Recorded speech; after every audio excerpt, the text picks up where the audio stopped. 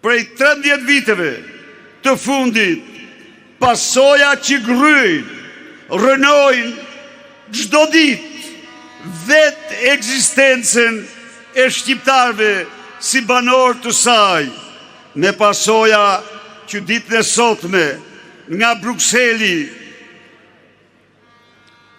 Bashkimi Evropian, për shkak të vjedhjes së papërmbajtur të shqiptarëve nga Ramaduro, dërgon parajmërimin me augurzi për Shqipërinë, si kur më parë në një vend tjetër, parajmërimin për zhbërjen nga e para të udhëtimit ton 32 vjeçar, plot sakrifica, shpresa, ëndra drejt Bashkimit Evropian.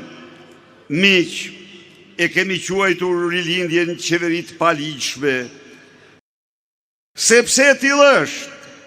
Kemi çdo dokument që fakton farsën zgjedhore të 11 majit. Kemi quajtur narkoshtet sepse i tillë është. Kemi 7 rezoluta ku partitë kryesore që drejtojnë sot në Europë dhe në botë pajtohen me këtë fakt. Por jemi treguar të butë. Jemi treguar të kursyer në emërtimet tona, sepse po të marrësh vetëm ngjarjet e ditëve të fundit, absolutisht Edi Rama është në fakt armiku më i pamëshirë i të sotmes dhe të ardhmes së shqiptarëve në Shqipëri.